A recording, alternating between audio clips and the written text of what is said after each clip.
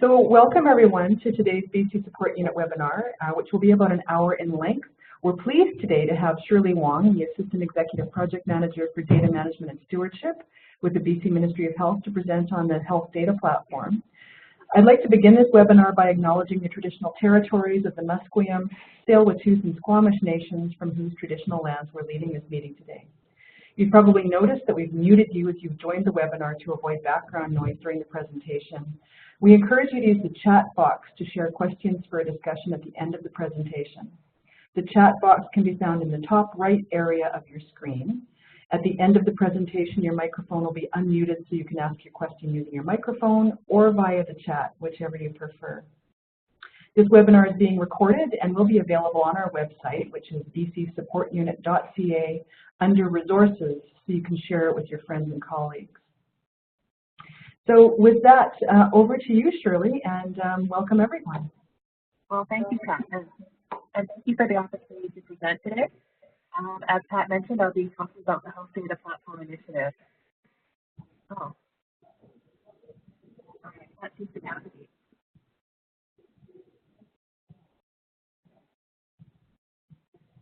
Or I'm having technical difficulties.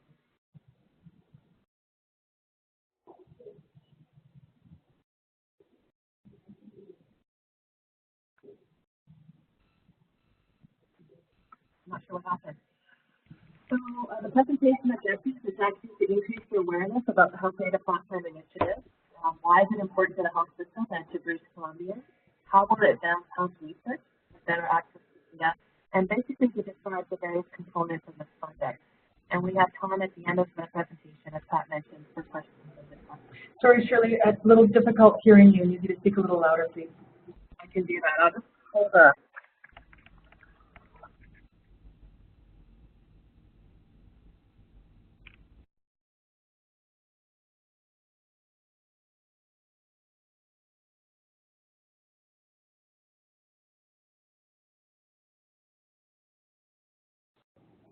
I think Shirley's just unplugged her camera.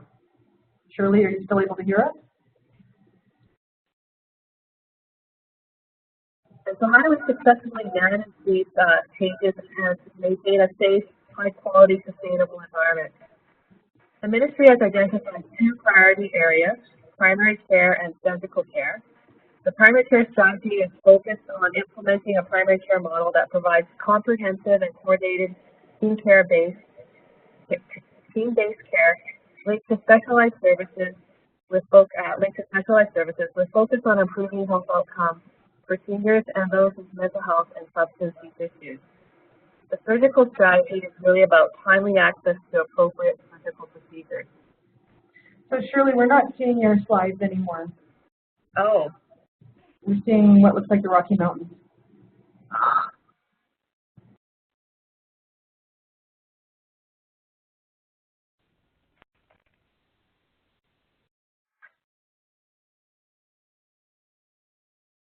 Something's happened to my monitor.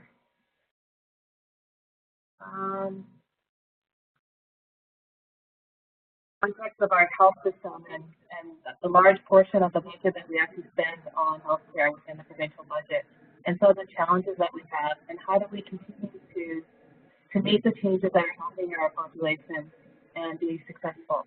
And then I talked briefly about the two main strategies that we have with the ministry relating to primary care and to surgical. I'm just going to move on to the next slide and say, well, evidence and research is going to be critical in terms of supporting this, in terms of making quality decisions and quality decisions related to funding and policy. And we have two recent strategies that we've adopted in the ministry in the province. The first is the provincial strategy. The first is a national strategy, which is the strategy for patient-oriented research, and the second is a provincial strategy, putting our minds together. The national strategy deals with how we do research and also and also the services to researchers, and the second deals more with the services to researchers.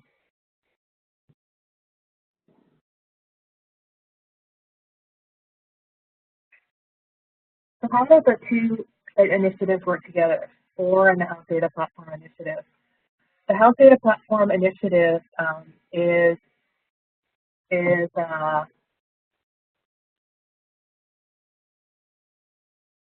The Health Data Platform Initiative is a ministry-led initiative with provincial funding matched with federal funding from the CIHR. What SPORE and the support unit has really enabled us is to form new partnerships and to accelerate the work that we've started with the Health Data Platform. Working together with our partners in the support unit and other data partners, HDP is contributing to the business commitments that we made in the CIHR business case for SPORE relating to the data platform. I'm just going to move down and briefly describe sort of our current state and some of the challenges that we have. First, I want to acknowledge that we have pockets of excellence in terms of what we do for data access for a particular organization. And really the comment that I'm making here today is around the services as we cross organizations, and that as a data consumer trying to navigate through these services, it's very cumbersome. Basically, each organization has its own documentation requirements. Each organization has all the things that we need, has different things that it needs in order to satisfy a request. And the result is a lack of transparency, because as a researcher, I don't know if I'm going to get an approval. I also don't know how long it's going to take before I get the data. So even if we have those pockets of excellence, it comes down to the lowest common denominator. So I finish my data request here, I go through the process, I might be able to get that request in say 3 weeks, but the last one took almost a year. So that means I can't actually start my research until the last one is completed. There's lots of duplicate effort that's resulting. I have to provide documentation many times over to several organizations. We all have different approval processes. And so what HDP is trying to do is looking at cross-organizational data requests. How do we make all of this better? So if we were to make it better, what could it look like? And what we're saying here is we'd like to create a single entry point for researchers, provide the opportunity to have one research request form, and supply a single set of documentation requirements that would satisfy across all the organizations' needs, as well as improve the timeliness of the request. So could we set service level targets with the request so that you know how long it will take for you to get all the data that you need for your request? And more importantly, to bring transparency. So I know what to expect. So I know what I need to do to get an approval. So that would be what we hope the future state could look like. So what is the vision for the Health Data Platform? It is a secure, federated data environment. One of the key points I want to make here is that the data is assembled when needed from multiple health organizations. What we're trying to do here is respect the needs of data stewards to retain control throughout the entire data lifecycle, that we're not keeping any single physical holding of the data sources. Access will be by authorized users, and we're able to support multiple data structures. The initial work will focus on leveraging the data warehouses, so data structures that we have, but we're trying to build a modern environment to acknowledge unstructured data and to move into areas around big data that we currently don't support now. All of this is being designed following security and privacy best practices. A key point that I mentioned earlier is this is a service for cross organizations, and that we're going to be working in tandem with existing ones. What we want to build are consistent processes and experience, and work towards building a citizen-centric view of the data by compilating the data from the multiple sources. So what are the key themes in terms of what the Health Data Platform is about? At the heart of the theme, it's around public data for public good. So really looking at a balance between public interest and privacy. Where is that balance, and how do we best meet the needs, best meet societal needs while still respecting the needs of privacy? As I mentioned earlier, building that holistic view of the person. Right now, data are collected by the provider. So we have great views around the organization or around the provider, but the patient journey is that we go to multiple organizations in order to receive our care needs. So that means we have to assemble the data in order to present that view. And so that's relying on many partners and many data contributors to do that. No one single organization will ever pull all the data that's ever necessary to provide that holistic view. Another key theme is around accessible data. Right now, we don't know the data that we have. It's not easily findable. And once it's findable, it's not easily accessible. And so what we're trying to do is make that data more accessible in a timely fashion, but also in a safe and responsible way. just by increasing data accessibility is only one part of the equation. Along with that, it has to be done in a safe manner to respect privacy and all our other data security needs, but it also has to be done responsibly. And what I mean by that is that when you're analyzing the data, do you understand that this is how the data needs to be assembled? Do you understand that the results that you're seeing means X or Y or Z? And so that's the other side of accessible data. It has to be timely and transparent. To me, this is very important because it builds upon consistency and ultimately trust. Trust from 2 points of view. Trust around data that you're seeing and therefore the decisions that you're going to make, but also trust around,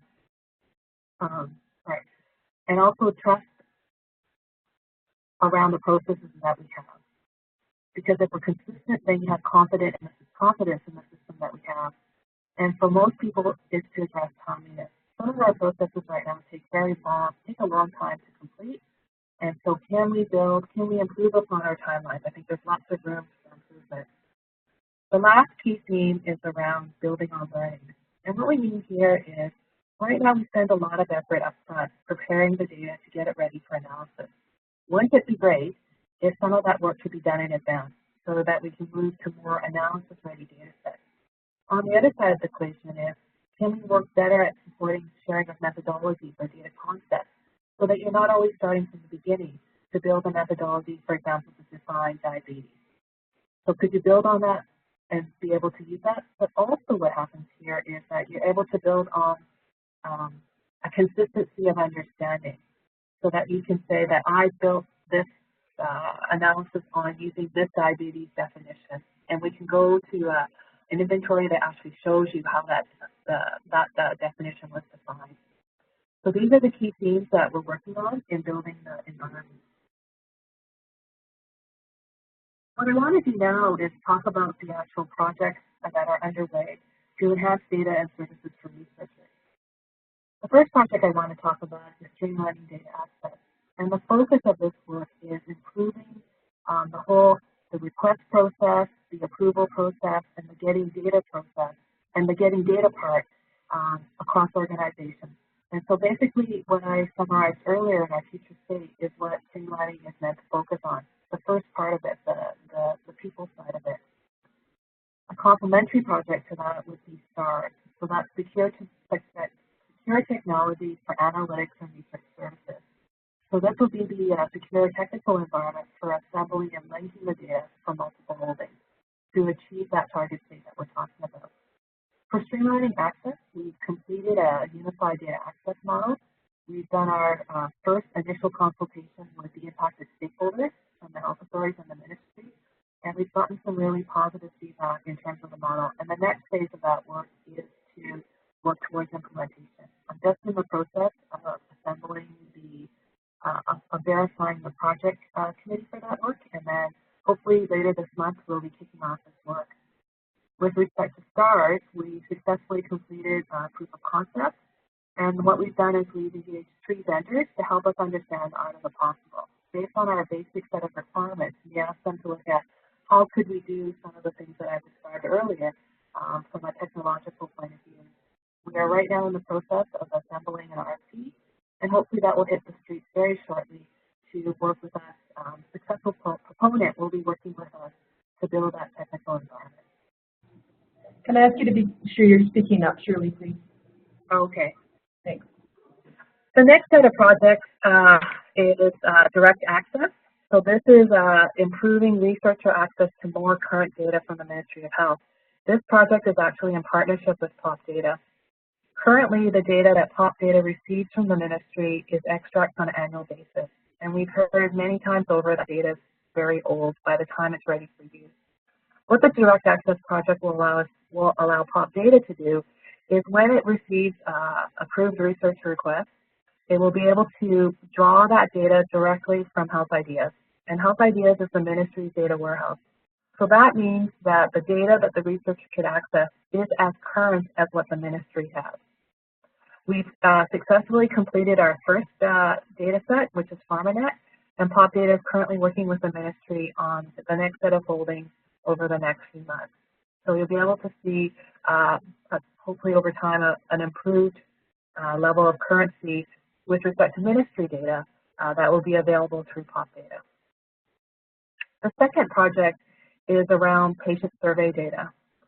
We've been very fortunate here in BC. We've been running patient experience measurement surveys for quite a few years. And this work is intended to create a provincial resource to enable researcher access to this data. We've successfully completed the historical data load for emergency department data, and we very shortly will be opening up that access to ministry and health authority users. We are slated to get that underway, make that access available again through POP data to researchers. We're targeting for a June-July timeframe, but that timeline is still to be confirmed as we work out our project work plan with POP data and our ministry stakeholders. For BC Data Scout, this service was released in the late February, and the intention of this is to support the grant application process.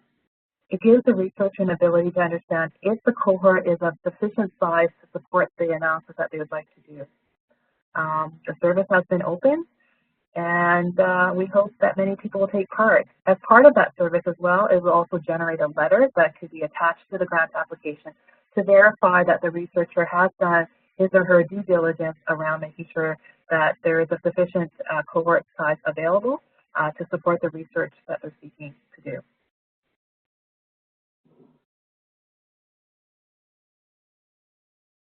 So I think I did that fairly quickly, but I'd like to leave you with some concluding thoughts. BC is a site of world-class research, and the tradition of making BC data available to research is evolving through the SCORE work and through the provincial research strategy that we put in place. As I mentioned earlier, the Health Data Platform initiative is really to build that ecosystem to make data that's findable, accessible, and in a form ready to support analysis for researchers and decision makers. We have a real ability at our doorstep to advance health research in BC, and so this is about making data available to enable all of that to happen and to have informed decision making in all levels of the health system. Thank you for listening to me. I'm sorry about the earlier technical glitches, and I'd be open to any questions that people might have. Great, thanks so much, Shirley. I did say at the top of this webinar that I would open up the audio lines for everybody to be able to pose questions via voice, but given the large audience we have today, I think probably best to do this via chat so that we don't wind up with a lot of feedback. Or if you do want to use your voice, you can unmute yourself by going just to the right of your name. You'll see a little microphone icon that's got a red line through it. Click that and that will unmute you, and you're welcome to pose your question to Shirley that way.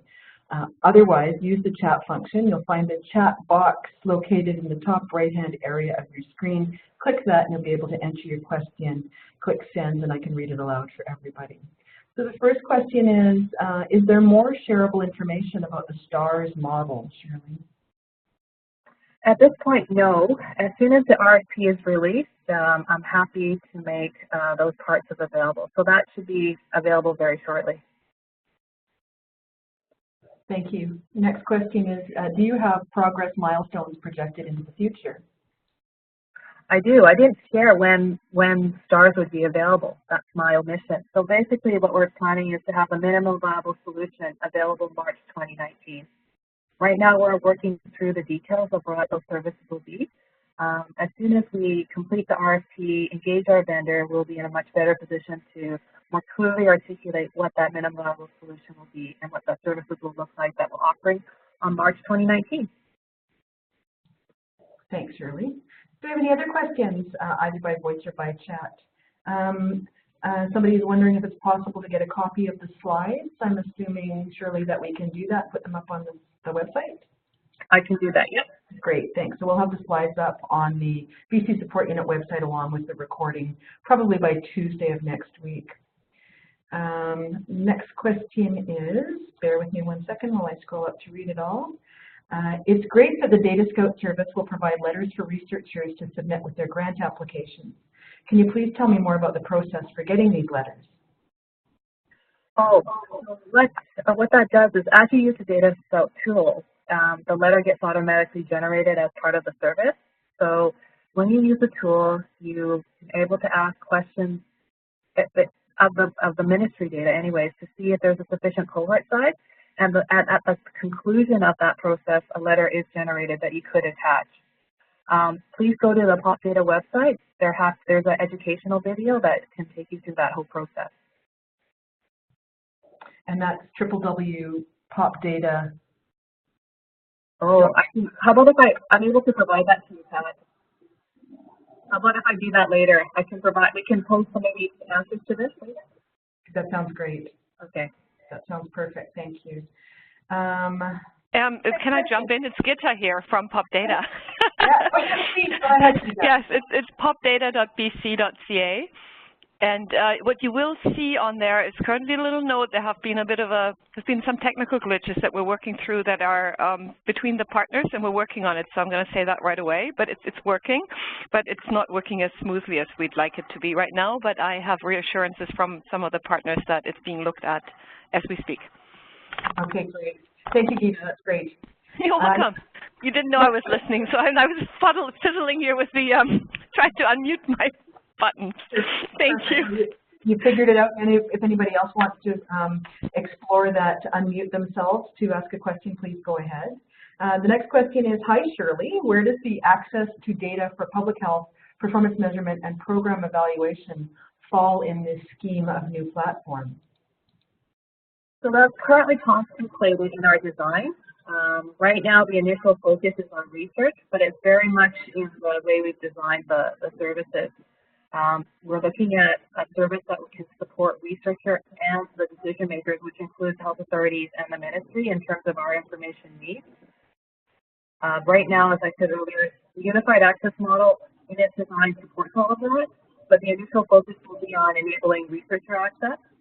And the stakeholder consultation that we have, that was very in front of mind for the health authority people as well, as how do we move this model forward to support things like quality improvement and quality initiative programs overall within the health sector. Thanks. And the next question is the same question, but I'll just read it so you're aware that the same question came up. It is data available for evaluation purposes that is not tied to research? So you've answered that. Next question is, would there be just one RFP for the entire program or multiple RFPs for milestones?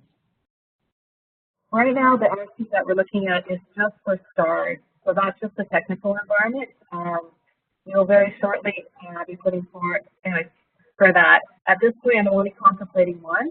I have to keep in mind, and I'm sorry if I did not say this earlier, but POP Data will be the front service counter to the entry point for researchers, and POP Data will continue to provide a service with that respect, in that respect. Thank you. Next question, is there provision in the plan to integrate data sources / repositories from other repositories that may wish to participate in the future? Definitely. So when I go back to the future state diagram, which is here, you'll see that that's what we're contemplating. So on March 2019, my hope is to have not only the ministry, but one other health authority that will be available in the March 2019 timeframe. Our longer term vision is to include EMR data, but I think that's more towards the latter part of the 4 grant application piece of it. And then there's also the holdings that POP Data already has that would be available. I'm not sure if I've answered the question. Could you repeat that? Is there provision in the plan to integrate data sources / repositories from other repositories that may wish to participate in the future? Right. And one of the other partners that I didn't mention is CST. So that's the clinical system transformation work that's happening in the Lower Mainland. They're going to be a key entry point as well. As soon as the CST implementation is up and running, I think there was a successful implementation launch on the weekend for Lionsgate and Squamish. That data is being moved into an analytical repository at CST, and as that data asset matures, it is expected that they would be participating as one of the nodes in the data platform as well. And just as a side note, when I talk about data, please include that. Please also keep note that I also talk about metadata. That we will also be supporting the content development for metadata to ensure that the data can be to assist and to facilitate the use of the data. So when I say data, I also mean metadata as well. Thanks. Are there any other questions? There's no more in the chat. I'm wondering if anybody wants to pose a question by using their voice. Any questions?